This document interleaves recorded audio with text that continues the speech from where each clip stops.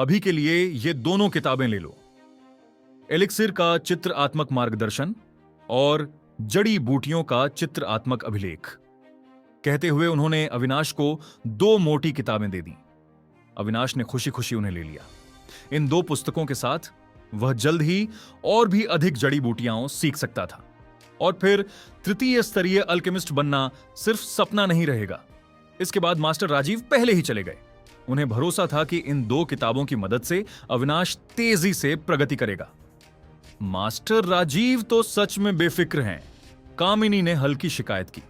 बस ऐसे ही इस बच्चे को यहां छोड़ गए, क्या उम्मीद है कि यह खुद ब खुद सब सीख लेगा। हालांकि मास्टर राजीव संप्रदाय में बहुत ऊंचे पद पर थे, इसलिए उन्होंने ज्यादा कुछ नहीं कहा और सीधे अविनाश को पढ़ाना शुरू कर दिया। यह देखकर नरदेव ने सिर हिलाया। आंटी कामिनी, इसे तो बुनियादी जड़ी बूटियां भी नहीं आती और आपने इसे एलिक्सिर का संकलन दे दिया। यह समझेगा कैसे? कामिनी ने भौहें सिकोड़ लीं। हालांकि नरदेव की बात कड़वी थी, लेकिन पूरी तरह गलत भी नहीं थी। उन्होंने मुस्कुराकर अविनाश से कहा, अविनाश, गोलियां बनाने से पहले जड़ी बूटियों को समझना जरूरी है। मेरा सुझाव है कि तुम पहले इस जड़ी बूटियों के चित्रात्मक संकलन को पढ़ो। अगर हो सके तो इसे पूरी तरह याद कर लो। भविष्य में तुम्हारी कीमियागिरी के लिए यह बहुत फायदेमंद होगा। यह सुनते ही अविनाश ने तुरंत सिर हिला दिया।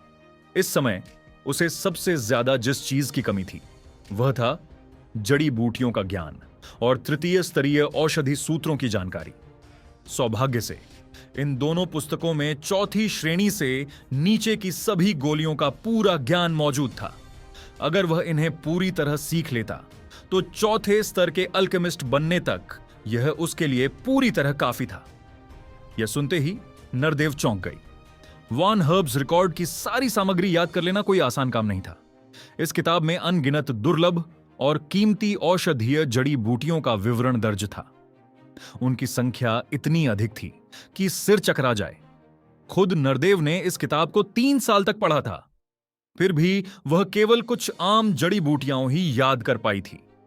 तो अविनाश भला यह सब कैसे सीख सकता था? लेकिन अगले ही पल नरदेव के होंठों पर हल्की सी मुस्कान आ गई। उसके अनुसार वॉन हर्ब्स रिकॉर्ड में जड़ी बूटियों की अपार संख्या देखकर अविनाश अंततः हार मान लेगा। तब वह देखेगी कि क्या मास्टर राजीव को उसे ठुकराने और अविनाश को चुनने पर पछतावा होगा या नहीं। वरिष्ठ का धन्यवाद। अविनाश ने कामिनी की ओर मुट्ठी जोड़कर अभिवादन किया और फिर अपने हाथ में पकड़ी किताब पढ़ने लगा। अविनाश ने तुरंत एलिक्सिर रिफाइनिंग का चित्रात्मक मार्गदर्शन तेजी से पलटना शुरू कर दिया। पहले वह अपनी साधना को जल्दी बढ़ाने के चक्कर में ट्रू ड्रैगन सीक्रेट मैनुअल के कीमियागिरी वाले हिस्से को बस सरसरी तौर पर देख पाया था। अब जब उसके पास एक विशेष रूप से एलिक्सिर पर आधारित किताब थी तो वह इसे गंभीरता से पढ़ सकता था। थोड़ी ही देर में उसने पूरी किताब पढ़ ली और उसकी सामग्री उसके दिमाग में गहराई से बैठ गई। जैसे जैसे उसकी आत्मिक शक्ति बढ़ रही थी, उसे महसूस हुआ कि उसकी स्मरण शक्ति भी असाधारण रूप से मजबूत होती जा रही है। जो कुछ वह देखता है वह उसे लगभग पूरी तरह याद रह जाता है। इसके बाद उसने वॉन हर्ब्स रिकॉर्ड उठाई। जैसे ही उसने पढ़ना शुरू किया, उसका चेहरा आश्चर्य से भर गया। इसमें लिखी सामग्री शब्दों से परे थी। सिर्फ जड़ और तने वाली जड़ी बूटियां ही दसियों हजार थीं। अविनाश का स्तब्ध चेहरा देखकर नरदेव ने मन ही मन ठहाका लगाया। देखा, यह बच्चा तो पूरी तरह घबरा गया है। लेकिन अगले ही पल नरदेव की आंखें फटी रह गईं। अविनाश वॉन हर्ब्स रिकॉर्ड को बेहद तेजी से पलट रहा था, जैसे उसे सोचने की जरूरत ही ना हो। यह दृश्य उसे पूरी तरह चौंका गया। क्या यह जानबूझकर नाटक कर रहा है या फिर समझ न आने की वजह से खुद को प्रतिभाशाली दिखाने की कोशिश कर रहा है? नरदेव की आंखों में तिरस्कार चमक उठा। कामिनी ने भी यह सब देखा, लेकिन बस सिर हिलाकर चुप रहीं। शायद ज्यादा देर नहीं लगेगी जब मास्टर राजीव इस लड़के की असलियत समझ जाएंगे, यही उन्होंने सोचा। 1 घंटा यूं ही बीत गया। अविनाश ने गहरी सांस छोड़ी और सामने रखी वॉन हर्ब्स रिकॉर्ड को देखा। उसकी आंखों में उत्साह की चमक थी। इस किताब में चौथे स्तर से नीचे की लगभग सभी कीमियाई सामग्रियां दर्ज थीं। इतना ही नहीं, इनमें से कई जड़ी बूटियां उसकी मौजूदा साधना के लिए भी बेहद उपयोगी थीं। उदाहरण के लिए उसने एक औषधि देखी, स्वर्गीय मूल आत्मा जड़, जिसे लेने से एक साधारण योद्धा की शारीरिक शक्ति निम्न स्तरीय श्वान ग्रेड आध्यात्मिक हथियार के बराबर हो सकती थी। इसके अलावा कई और विचित्र व अद्भुत वस्तुएं थीं। नींद घास, जिससे साधक हजारों वर्षों तक सो सकता है बिना शरीर सड़े, रूपांतरित श्वेत अस्थि पुष्प, जिससे व्यक्ति अपना रूप बदल सकता है और उसका असर बहुत लंबे समय तक रहता है। इस समय अविनाश को लगा कि यह किताब उसे इस रहस्यमय संसार की झलक दिखा रही है। वरिष्ठ, यह वान हर्ब्स रिकॉर्ड देने के लिए धन्यवाद। आज मुझे सच में बहुत कुछ सीखने को मिला, कहते हुए उसने किताब लौटा दी। कामिनी ने किताब लेते हुए थोड़ी अजीब नजर से पूछा, तुम सच में इसे और ध्यान से नहीं पढ़ोगे? उनके अनुसार अविनाश बस दिखावा कर रहा था और उसने असल में ज्यादा कुछ नहीं सीखा था। ऐसा रवैया किसी सच्चे अल्केमिस्ट के लिए ठीक नहीं था। मैं इसे पूरा पढ़ चुका हूं, अविनाश मुस्कुराया। उसने ज्यादा सफाई नहीं दी, क्योंकि वह जानता था कि वे शायद उस पर विश्वास नहीं करेंगी। अगले कुछ दिनों तक अविनाश अल्केमी कक्ष में ही रहा और सीखी हुई जड़ी बूटियों के ज्ञान को पचाता रहा। उसने आध्यात्मिक गोलियों का चित्रात्मक मार्गदर्शन भी दोबारा पढ़ा और पाया कि उसकी तीसरे स्तर की गोलियों की समझ लगातार स्पष्ट होती जा रही है। शायद वह जल्द ही तृतीय स्तरीय अल्केमिस्ट बनने वाला था। इन 2 दिनों में मास्टर राजीव भी कई बार वहां आए। वे अविनाश को एक गुप्त कक्ष में ले जाकर तीसरे स्तर की गोलियां बनाने की विधियों पर चर्चा करते। कई बार यह चर्चा आधा दिन चलती। यह सब देखकर कामिनी और नरदेव दोनों हैरान रह गईं। उनका रवैया अविनाश के प्रति बदलने लगा। शायद यह युवक उतना साधारण नहीं था जितना उन्होंने सोचा था। उसमें सचमुच सीखने की लगन थी। उधर मास्टर राजीव तो बेहद उत्साहित थे। उन्होंने पाया कि अविनाश की समझ कई बार उनसे भी गहरी थी। कुछ चर्चाओं के बाद उन्हें यह भी महसूस हुआ कि कीमियागिरी में जिस बाधा को वे वर्षों से पार नहीं कर पा रहे थे, उसमें अब ढील पड़ने लगी है। समय तेजी से बीत गया। एक दिन अविनाश को अचानक कुछ याद आया। अरे नहीं, आज तो सेंट ओरिजिन द्वीप की 2 महाशक्तियां मिलकर गुप्त क्षेत्र खोलने वाली हैं। कोर शिष्यों के चयन के लिए मुझे तुरंत निकलना होगा। उसका चेहरा बदल गया। अगले ही पल वह बिना हिचकिचाए कामिनी और बाकी लोगों को बताकर जाने की तैयारी करने लगा। लेकिन तुम कोर शिष्य चयन में हिस्सा लेना चाहते हो? मैं इसकी अनुमति नहीं देती, कामिनी ने तुरंत मना कर दिया। क्या तुम्हें पता है कि यह परीक्षा कितनी खतरनाक होती है? जरा सी चूक में जान भी जा सकती है। इन 2 दिनों में मैंने तुम्हारी अल्केमी में जबरदस्त प्रगति देखी है। मास्टर राजीव ने तुम्हें चुना है। इसका मतलब तुम्हारी प्रतिभा असाधारण है। मेरी बात मानो और एक अच्छा अल्केमिस्ट बनो। तुम्हारी भविष्य की उपलब्धियां कोर शिष्यों से कम नहीं होंगी। इस बार कामिनी का रवैया पहले से बिल्कुल अलग था। अविनाश की मेहनत और लगन ने उन्हें सच में प्रभावित कर दिया था और सबसे बढ़कर वह उसे अपना लगभग शिष्य मान चुकी थी। वह किसी भी हाल में नहीं चाहती थी कि यह प्रतिभाशाली युवक इस तथाकथित कोर शिष्य परीक्षा में अपनी जान जोखिम में डाले। काफी समझाने के बावजूद अविनाश की नजरें दृढ़ बनी रहीं। पीछे हटने का उसके मन में कोई इरादा नहीं था। यह दृश्य देखकर कामिनी बुरी तरह नाराज हो गईं। उनका चेहरा सख्त पड़ गया। अच्छी तरह सोच लो, कुल मिलाकर मैं तुम्हें जाने की इजाजत नहीं दूंगी, कामिनी ने ठंडी आवाज में कहा और मुड़कर चली गईं। यह देखकर नरदेव मुस्कुराई और बोली, तुमने पहले कहा था कि आंटी कामिनी ने तुम्हें जो किताबें दी थीं, तुमने सब सीख ली हैं, है ना? हां, अविनाश ने आत्मविश्वास से सिर हिलाया। घमंडी, नरदेव ने ठंडे स्वर में कहा। वह साफ तौर पर विश्वास नहीं कर रही थी। खुद वह वान हर्ब्स रिकॉर्ड को पूरी तरह नहीं सीख पाई थी और अविनाश कुछ ही दिनों में सब सीख लेने का दावा कर रहा था। यह उसे बिल्कुल असंभव लगा। फिर उसकी आंखों में चमक आई। उसने एक अधूरा औषधि सूत्र निकाला और हंसते हुए बोली, ऐसा करते हैं, यह अधूरा पिल फॉर्मूला आंटी कामिनी ने मुझे कल दिया था। अगर तुम इसमें सारी जड़ी बूटियां सही सही भर दो तो मैं तुम्हें जाने दूंगी और आंटी कामिनी से खुद बात करूंगी। उसके चेहरे पर उपहास साफ झलक रहा था। उसने पूरी रात इस फॉर्मूले का अध्ययन किया था, फिर भी कुछ ढंग का नहीं लिख पाई थी। उसे बिल्कुल भरोसा नहीं था कि अविनाश, जो बस कुछ दिनों से जड़ी बूटियां पढ़ रहा था, इसे पूरा कर पाएगा। अविनाश की आंखें फैल गईं। फिर वह खुशी से बोला, कोई समस्या नहीं। वह पहले ही सोच रहा था कि यहां से कैसे निकले, और अगर सिर्फ एक फॉर्मूला भरना था तो यह तो बेहद आसान था। उसने तुरंत नरदेव के हाथ से औषधि सूत्र लिया। एक नजर डालते ही उसने मेज पर रखा ब्रश उठाया और बिना रुके लिखना शुरू कर दिया।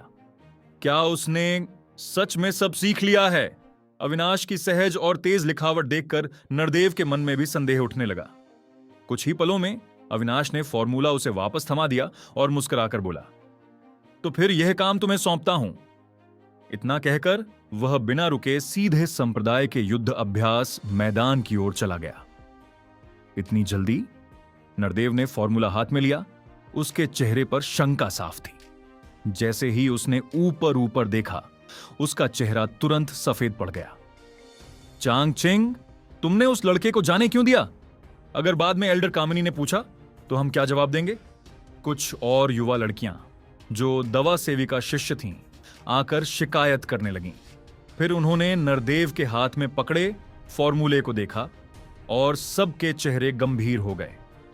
इस लड़के ने एल्डर कामिनी के मूल फॉर्मूले से स्वर्गीय हिमकमल और फिनिक्स घास निकाल दी और उनकी जगह ग्लेज्ड फ्रूट जोड़ दिया। क्या इसका मतलब यह नहीं कि वह कह रहा है कि एल्डर कामिनी का फॉर्मूला गलत है? हां, इसे पता भी है कि वह क्या कर रहा है।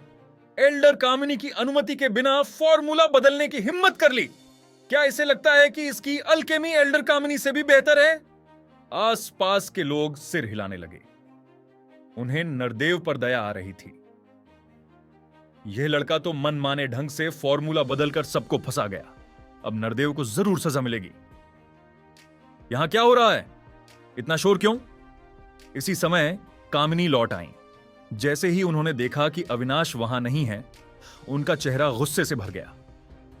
वह लड़का, सब कुछ उसकी भलाई के लिए था, फिर भी वह खुद ही भाग गया।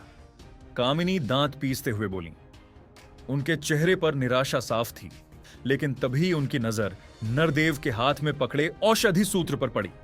उनकी भौहें हल्की सी उठीं और वे मुस्कुराकर बोली, तुमने इसे लिख लिया?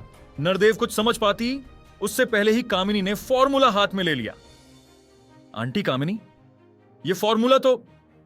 वह अपनी बात पूरी भी नहीं कर पाई कि उसने कामिनी के कांपते हाथ और चौड़ी हुई आंखें देख लीं।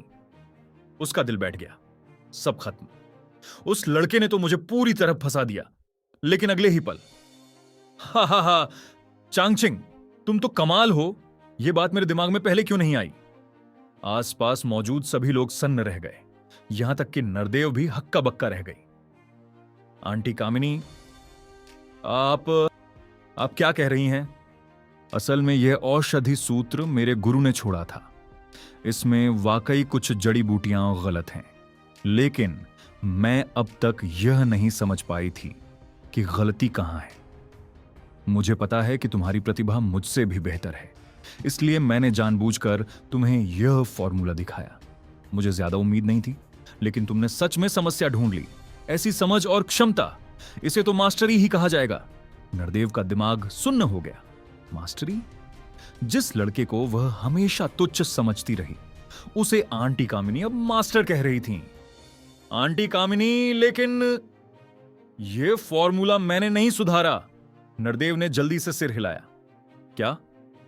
फिर क्या हुआ? कामिनी ने हैरानी से पूछा। इसके बाद नरदेव ने पूरी कहानी बता दी। तुम कहना चाहती हो यह सब अविनाश ने लिखा? तो क्या उसने सच में पूरी वान हर्ब्स रिकॉर्ड याद कर ली है? यह सोचते ही कामिनी और नरदेव दोनों की रीढ़ में सिहरन दौड़ गई। खास तौर पर कामिनी, जिन्होंने दशकों में अनगिनत प्रतिभाएं देखी थीं। उन्हें पता था कि इस महाद्वीप पर कुछ लोग असाधारण स्मरण शक्ति रखते हैं, लेकिन अविनाश के सामने वे सब कुछ भी नहीं थे। वान हर्ब्स रिकॉर्ड में करोड़ों जड़ी बूटियां दर्ज थीं और अविनाश ने सब याद कर ली थीं। यह केवल फोटोग्राफिक मेमोरी नहीं थी, वह तो मानो चलता फिरता मुद्रणालय था। नरदेव अचानक बेहद निराश महसूस करने लगी। मन ही मन उसने अविनाश को कोसा। यह राक्षस जैसा प्रतिभाशाली इंसान दूसरों का हौसला ही तोड़ देता है। जब अविनाश प्रशिक्षण मैदान पहुंचा तो वहां पहले से ही भारी भीड़ थी। सबकी आंखों में उत्साह और तनाव एक साथ झलक रहा था। आखिरकार यह परीक्षा तय करने वाली थी कि कौन कोर शिष्य बनेगा। अविनाश ने इधर उधर देखा, फिर एक जगह जाकर पालथी मारकर साधना करने लगा। उसे हर पल का इस्तेमाल अपनी शक्ति बढ़ाने के लिए करना था। आसपास के कई आंतरिक शिष्य उसे देख रहे थे। उनकी आंखों में सम्मान साफ था। कियान को हराने के बाद अब कोई भी उसकी ताकत पर शक करने की हिम्मत नहीं करता था। भले ही वह नया था, लेकिन सब जानते थे कि उसकी युद्ध क्षमता कोर शिष्यों के बराबर थी। छोटे भाई, तभी दूर से दो आवाजें आईं। अविनाश ने आंखें खोली और देखा, दो आकृतियां धीरे धीरे उसकी ओर बढ़ रही थीं। वे एक पुरुष और एक स्त्री थे। पुरुष सफेद वस्त्रों में था, रूप रंग आकर्षक और सधा हुआ। स्त्री अत्यधिक सुंदर तो नहीं थी, लेकिन फिर भी काफी प्रभावशाली और नजर खींचने वाली थी। मोहित, मोहिनी। अविनाश ने जैसे ही इन दोनों को देखा, उसकी भौहें हल्के से सिकुड़ गईं। ये दोनों सेंट ओरिजिन द्वीप पर स्थित किंगडम संप्रदाय के आंतरिक शिष्यों में दूसरे और तीसरे स्थान पर थे। सिर्फ कियान उनसे ऊपर था। अपनी आध्यात्मिक चेतना से जांचते ही अविनाश को उनकी वर्तमान साधना का स्तर समझ आ गया। दोनों ही ट्रू शक्ति क्षेत्र के छठे स्तर की चरम अवस्था में थे। मोहित के भीतर प्रचुर आध्यात्मिक शक्ति थी, जो पवन तत्व से संबंधित थी, इसलिए गति तकनीकों का उपयोग करते समय उसे अतिरिक्त बढ़त मिलती थी। वहीं मोहिनी की आध्यात्मिक शक्ति हिम तत्व की थी, जिससे उसके शरीर से ठंडक भरी आभा फैल रही थी। पूरे आंतरिक संप्रदाय में उनकी शक्ति बेहद प्रभावशाली मानी जाती थी। सीनियर ब्रदर मोहित, सीनियर सिस्टर मोहिनी। अविनाश ने मुस्कुराते हुए अभिवादन किया, उठकर उन्हें सम्मानपूर्वक प्रणाम किया। उसका व्यवहार देखकर मोहित और मोहिनी ने एक दूसरे की ओर देखा और हल्के से मुस्कुरा दी। लगता था कि उनका यह नया जूनियर भाई उतना कठिन स्वभाव का नहीं था जितना उन्होंने सोचा था। इसके बाद तीनों एक साथ बैठकर आने वाली कोर शिष्य परीक्षा पर चर्चा करने लगे। मैंने संप्रदाय के कुछ बुजुर्गों से सुना है कि इस बार ब्लड डेमन संप्रदाय में कई बेहद शक्तिशाली आंतरिक शिष्य निकले हैं, इसलिए हमें बहुत सावधान रहना होगा, वरना इस परीक्षा में भारी नुकसान हो सकता है। मोहित ने गंभीर स्वर में कहा। हां, मैंने भी यही सुना है, मोहिनी ने सिर हिलाते हुए कहा। हर साल कोर शिष्य परीक्षा के दौरान हमारी ब्लड डेमन संप्रदाय से जबरदस्त टक्कर होती है। इस साल उनके कई शिष्य ट्रू एसेंस क्षेत्र के 7वें स्तर तक पहुंच चुके हैं। अगर तुम अचानक प्रकट न हुए होते अविनाश, तो हम कुछ खास नहीं कर पाते। मैं समझता हूं, अविनाश ने शांत स्वर में कहा।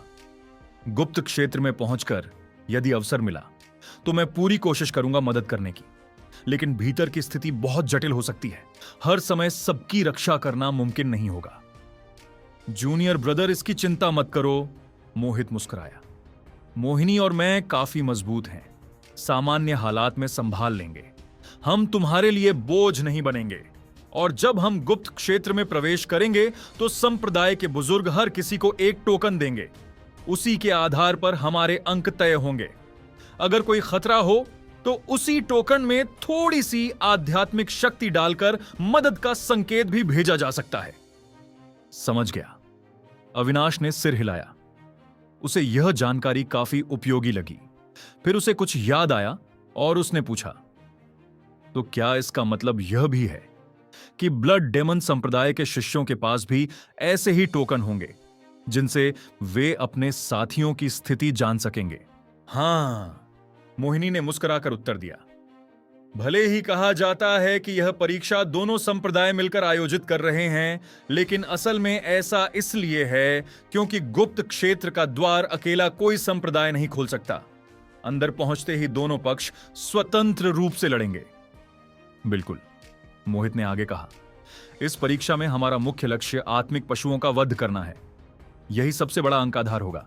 अगर दोनों संप्रदाय आमने सामने आए तो संघर्ष टालना नामुमकिन है, इसलिए हर कदम सोच समझकर उठाना होगा। ठीक है, अविनाश ने दृढ़ स्वर में कहा। हां हां, लेकिन इस बार मैं तुम्हारे प्रदर्शन का सच में इंतजार कर रहा हूं जूनियर ब्रदर। मोहित हंस पड़ा। मुझे यकीन है कि ब्लड डेमन संप्रदाय के बहुत कम लोग तुम्हारे सामने टिक पाएंगे। वह कियान को अच्छी तरह जानता था और जो उसे हरा सके उसकी ताकत असाधारण ही होगी। पिछली हार के बाद कियान ने बाहर जाकर साधना शुरू कर दी थी और इस परीक्षा में भाग भी नहीं लिया। यह उसके लिए बड़ा झटका था। इसी बीच दूर से एक साफ सुथरी घंटी की आवाज गूंजी। हम प्रस्थान करने वाले हैं। एक बुजुर्ग जो पहाड़ जितने विशाल सुनहरे सिर वाले गरुड़ पर सवार था, ऊपर से जोर से बोला। आवाज पड़ते ही असंख्य आंतरिक शिष्य उड़कर उस विशाल गरुड़ पर चढ़ गए। सुनहरे पंख फैलाकर वह विशाल गरुड़ आकाश में उड़ चला। उसकी गति अविश्वसनीय थी। एक पल में 100 मील की दूरी तय कर ली। यह दृश्य देखकर अविनाश का मन भी थोड़ा कांप उठा। ऐसा दिव्य सवारी पशु शायद केवल किंगडम संप्रदाय जैसा महाशक्ति संप्रदाय ही रख सकता था। अविनाश जानता था कि यह बुजुर्ग एक पशु वशकर्ता था जो कई शक्तिशाली आत्मिक पशुओं को नियंत्रित कर सकता था। यह सुनहरे सिर वाला गरुड़ स्वयं ट्रू शक्ति क्षेत्र के 8वें स्तर की शक्ति रखता था। फिर भी बुजुर्ग ने उसे वश में कर लिया था। इससे अविनाश के मन में पशु वशकरण के प्रति हल्की रुचि जाग उठी। गरुड़ बिजली की तरह उड़ता हुआ हजारों पहाड़ों और नदियों को पार कर गया। जल्द ही किंगडम संप्रदाय के शिष्य एक भव्य पर्वत के सामने पहुंचे। सभी ने शिखर की ओर देखा, जहां चट्टान से सटा हुआ एक स्वर्णिम महल चमक रहा था, जो सूर्य की रोशनी में दमक रहा था। बुजुर्ग ने भावुक स्वर में कहा, यही कोर शिष्य परीक्षा का प्रवेश द्वार है। कहा जाता है कि इसे पुराने काल में सेंट ओरिजिन द्वीप के एक महान शक्तिशाली व्यक्ति ने बनवाया था। 100 से अधिक वर्ष पहले इसे हमारे किंगडम संप्रदाय और ब्लड डेमन संप्रदाय ने खोजा था।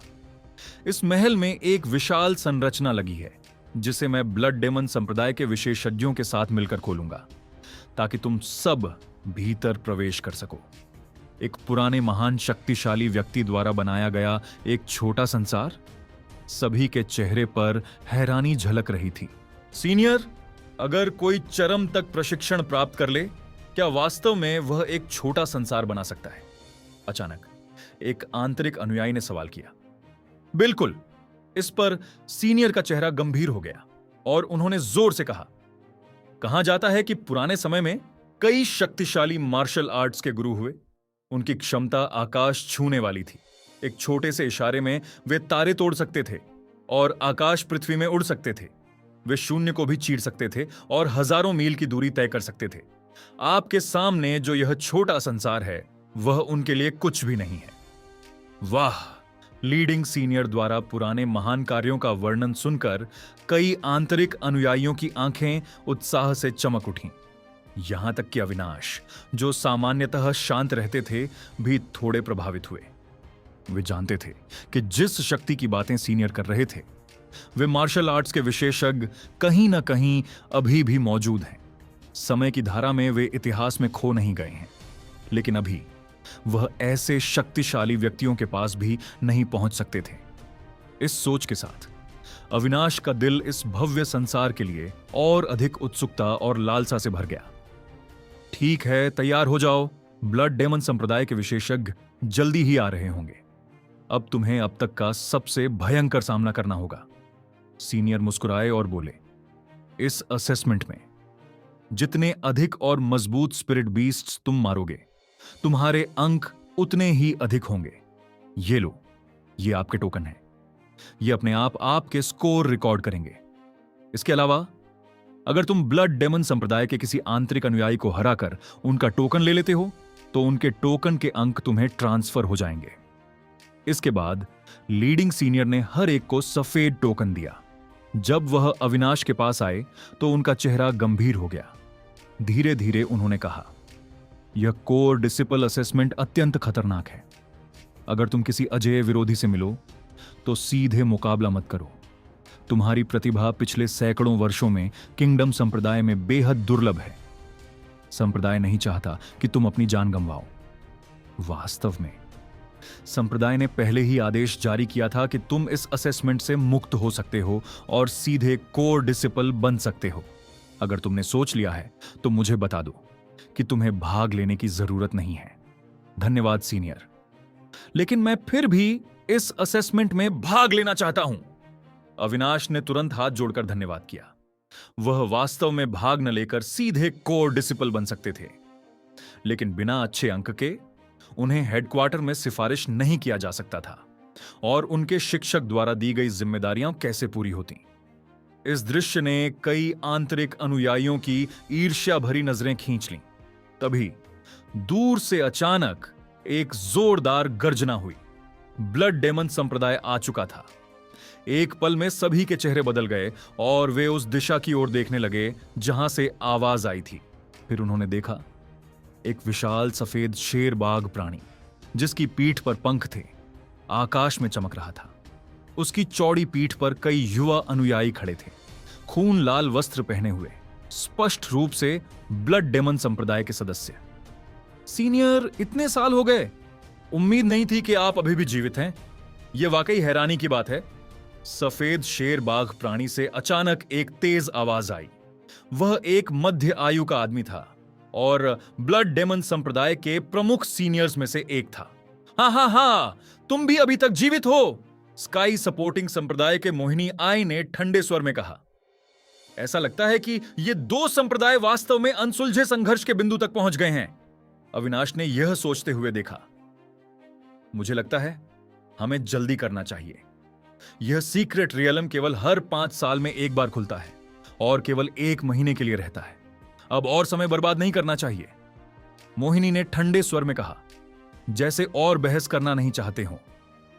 यही सबसे अच्छा होगा, ब्लड डेमन संप्रदाय के प्रमुख एल्डर ने ताना मारते हुए कहा। और जैसे ही उन्होंने यह कहा, दोनों शक्तिशाली व्यक्ति तुरंत हवा में उड़ गए और महल की ओर बढ़े। अपने आस्तीनों के एक झटके से 2 अलग अलग संप्रदायों की शक्ति से भरी आध्यात्मिक ऊर्जा महल में दौड़ गई। महल जोर जोर से हिलने लगा और 2 विशाल पुराने दरवाजे धीरे धीरे खुले। दरवाजे खुलने का इंतजार करते हुए मोहित और मोहिनी ने अविनाश को चुपचाप ब्लड डेमन संप्रदाय के कुछ टॉप अनुयायियों से परिचित कराया। अविनाश, क्या तुम वहां 3 लोगों को देख रहे हो? ये इस बार ब्लड डेमन संप्रदाय के सबसे मजबूत आंतरिक अनुयायी हैं। उन्होंने उस सफेद शेर बाघ प्राणी की पीठ की ओर इशारा किया, जहां सबसे आगे 2 पुरुष और एक महिला खड़े थे, निखिल, कुणाल और आराध्या। ये तीनों ही ट्रू एसेंस रियल्म के 7वें स्तर के मध्य चरण की ताकत रखते थे और इस बार ब्लड डेमन संप्रदाय की टीम के सबसे मजबूत सदस्य थे।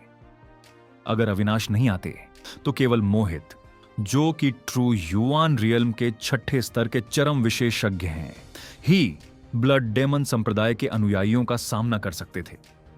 इससे यह पता चलता है कि किंगडम संप्रदाय के आंतरिक अनुयायियों की कुल ताकत ब्लड डेमन संप्रदाय के अनुयायियों की तुलना में कमजोर थी। लेकिन जब नए अज्ञात और शक्तिशाली व्यक्ति अविनाश ने टीम में शामिल होकर स्थिति बदल दी, तो यह कमजोरी पूरी तरह से समाप्त हो गई।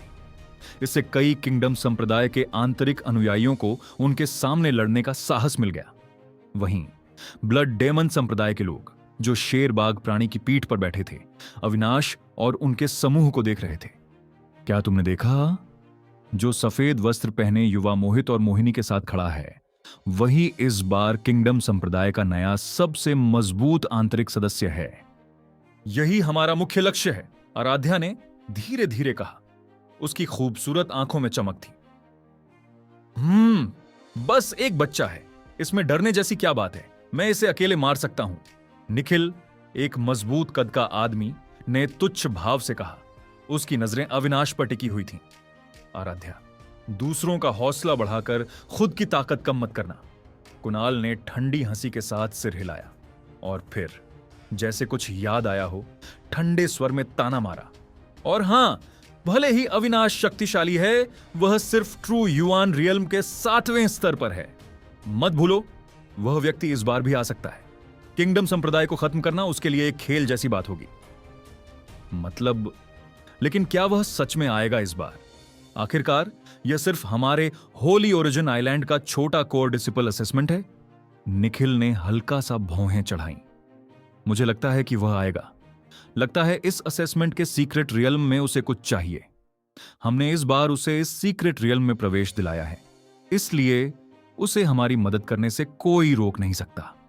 कुणाल की आंखों में आत्मविश्वास झलक रहा था। तो इसका मतलब ये कि किंगडम संप्रदाय वाले इस बार सबके सब फंस गए। निखिल की आंखों में ठंडी चमक थी। जैसे ही वे यह चर्चा कर रहे थे, अचानक चट्टान से एक गड़गड़ाहट की आवाज आई। सभी ने ऊपर देखा और सुनहरी महल की दो बड़ी दरवाजे धीरे धीरे खुलने लगे। साथ ही उन पुराने दरवाजों से नीचे की ओर अनगिनत शुभ बादलों से बना एक रास्ता धीरे धीरे फैलने लगा। ये थे महल की बादल सीढ़ियां। सभी लोग जल्दी करो। धमाका! लगभग तुरंत स्काई सपोर्टिंग संप्रदाय और ब्लड डेमन संप्रदाय के विशेषज्ञों ने गर्जना की और हवा में उड़ते हुए सुनहरे महल की ओर भागे। आसमान अचानक कई आंकड़ों से भर गया। सभी एक दूसरे को पीछे न छोड़ने के लिए दौड़ रहे थे। हाँ, देखो, वो कथित सबसे मजबूत आंतरिक अनुयायी अभी तक हिला भी नहीं। शायद उसे पता है कि वह हमारे मुकाबले कमजोर है, इसलिए वह सिर्फ दिखावा कर रहा है। शायद उसे यह बादल सीढ़ियां देखकर डर लग गया है। हाहा, क्या गांव का लड़का है जिसने ऐसा कभी नहीं देखा। इस समय कई ब्लड डेमन संप्रदाय के अनुयायियों ने अविनाश की ओर देखा, जो बिल्कुल शांत खड़ा था और ताने मारे। लगता है कोई खतरा नहीं है। अविनाश ने देखा कि आगे कोई खतरा नहीं है और धीरे धीरे बादल सीढ़ियों की ओर बढ़ा। ब्लड डेमन संप्रदाय के अनुयायी सोच रहे थे कि वह डर के कारण आगे नहीं बढ़ रहा, लेकिन उन्हें यह पता नहीं था कि असल में जो लोग पहले गए थे वही उनके लिए जांच पड़ताल का साधन बन गए। विरासत में हास्यपूर्ण रूप से वे खुद को श्रेष्ठ समझ रहे थे और पूरी तरह अज्ञान थे। अगर कोई खतरा नहीं है तो गायब! तुरंत 9 स्टार डिवाइन ड्रैगन तकनीक फूटी। उसके अंदर की शक्तिशाली आध्यात्मिक ऊर्जा शरीर में दौड़ने लगी। वह एक कदम आगे बढ़ा। उसकी छवि जैसे तीर की तरह उड़ गई और सीधे बादल सीढ़ियों की ओर चली गई। लगभग उसी समय अविनाश ने दर्जनों फीट की दूरी कवर कर ली। पीछे की सैकड़ों लोग छूट गए और उसकी गति कम नहीं हुई। वह आगे की टीम को पकड़ने के लिए आगे बढ़ता रहा। क्या अद्भुत गति तकनीक है। यह गति शायद किसी ट्रू युआन रियल्म 9वें स्तर के विशेषज्ञ के बराबर भी हो सकती है, लेकिन यह कैसी गति तकनीक है इतनी भयानक शक्ति के साथ। पीछे कई ब्लड डेमन संप्रदाय के अनुयायी जो पहले अविनाश का मजाक उड़ा रहे थे, उनके चेहरे पूरी तरह बदल गए। हाँ, तुम मूर्ख कैसे अविनाश जैसे शक्तिशाली व्यक्ति को समझ सकते हो। आसपास कई पहले अपमानित किंगडम संप्रदाय के अनुयायी अचानक चीख पड़े। उनका उदासी का भाव तुरंत गायब हो गया। यह लड़का सच में काबिल है। कोई आश्चर्य नहीं कि वह किंगडम संप्रदाय का नंबर 1 आंतरिक अनुयायी बन गया। आगे ब्लड डेमन संप्रदाय के अनुयायियों ने अचानक देखा कि अविनाश उनके ठीक पीछे हैं। उनके चेहरे गहरे शौक से भरे थे। उन्होंने महसूस किया कि उन्होंने किंगडम संप्रदाय से उठे इस उभरते सितारे को हल्के में लिया था। यह व्यक्ति ब्लड डेमन संप्रदाय के लिए सबसे बड़ा खतरा बन गया था। जैसे ही यह सब हुआ, ब्लड डेमन सेक्ट के शिष्यों की आंखों में हत्या की आग झलक उठी। उन्होंने तुरंत अपनी तलवारें निकाल लीं और अविनाश की ओर दौड़ पड़े। बेटे, मर जा। तुम ताकतवर हो, लेकिन हम इतने हैं, तुम्हारा कोई बचाव नहीं। इस समय 7 ब्लड डेमन सेक्ट के इनर डिसिपल्स, जो ट्रू एसेंस रियल्म के 6ठे स्तर पर थे, अविनाश के चारों तरफ घेराव कर लिया। उनकी शक्तिशाली आभा से खतरे की गंध फैल रही थी और वे डरावनी हंसी छोड़ रहे थे। यह देखकर स्काई सपोर्टिंग सेक्ट के शिष्यों की सांसें थम गईं। हालांकि वे जानते थे कि अविनाश असाधारण रूप से मजबूत है, लेकिन कौन सा डिसिपल कमजोर था। इस बीच दोनों संप्रदायों के वरिष्ठ लोग हवा में मंडराते हुए इस संघर्ष में हस्तक्षेप नहीं कर रहे थे। जब से सीक्रेट रियल्म खुला था, मूल्यांकन शुरू हो चुका था। इन शिष्यों की जान उनके अपने हाथ में थी। यही इस परीक्षण की क्रूरता थी। क्लाउड एसेंशन लैडर पर अविनाश ने ब्लड डेमन सेक्ट के शिष्यों को आते देखा। उनकी आंखों में ठंडा चमक था। उन्होंने ठंडी आवाज में कहा, दूर हटो। अविनाश ने अपना आइस ब्लू भाला भी नहीं निकाला। उसने सिर्फ मुक्का मारा और कल्याण शक्ति के 13 मुक्कों की शक्ति तुरंत फूट पड़ी। हर एक मुक्के के साथ ब्लड डेमन सेक्ट के शिष्य दर्द से चीखते हुए अपनी छाती में टूट गए। कुछ सीधे क्लाउड लैडर से गिर पड़े और मलबे में बदल गए, पहले कि वे कोई आवाज भी निकाल पाते। यह बुरा है, हमारी पहले की जानकारी गलत थी। अविनाश पहले से भी मजबूत है। बाकी ब्लड डेमन सेक्ट के शिष्यों के चेहरे गंभीर हो गए। उन्होंने अपने साथी शिष्यों की हार देखी, लेकिन उसी समय घमंड करने वाले बच्चे, तुम्हें कुछ कला है, लेकिन बस इतना ही, निखिल ने ठंडी मुस्कान के साथ कहा और अपने भाले से अविनाश की ओर हमला किया। आसपास की हवा जैसे फट गई। इस भाले के प्रहार की शक्ति निश्चित रूप से मिड लेवल ट्रू शक्ति रियल्म के 8वें स्तर के बराबर थी। हे, निखिल वास्तव में अधीर है। मुझे भी उसके भाले के प्रहार की शक्ति से बेहद सावधान रहना होगा। एक छोटा सा गलती गंभीर चोट दे सकता है। अब अविनाश की स्थिति नाजुक है। कुणाल ने ठाका लगाया। उसके होंठों पर खुला मजाक था। उनके अनुसार अविनाश केवल ट्रू शक्ति रियल्म के 7वें स्तर की शुरुआत का शिष्य था। कैसे वह निखिल के डरावने प्रहार को सह सकता था? लेकिन अविनाश बिल्कुल भी डरता नहीं दिखा। उसके होंठों पर ठंडी मुस्कान थी। और फिर सभी के डरावने नजरों के सामने उसने सीधे मुक्का मारा। क्या अविनाश अपने शरीर से निखिल के प्रहार को रोकने वाला है? मुमकिन है, लेकिन यह बच्चा अपने आप को ज्यादा आंक रहा है। सब जानते हैं कि निखिल की भाले की कला डरावनी है। कोई साधारण व्यक्ति इसे नहीं रोक सकता। सही, मुझे लगता है यह बच्चा मौत को आमंत्रित कर रहा है। ब्लड डेमन सेक्ट के कई शिष्य पीछे हंस रहे थे। उनकी नजर में अविनाश इस बार बर्बाद हो गया था। लेकिन अगले ही पल बूम, अविनाश का मुक्का सीधे निखिल के भाले की नोक से टकराया। लेकिन उम्मीद के मुताबिक खून खराबा नहीं हुआ और अविनाश का शरीर एक कदम भी पीछे नहीं हिला। यह कैसे मुमकिन है? सभी लोग हैरान थे।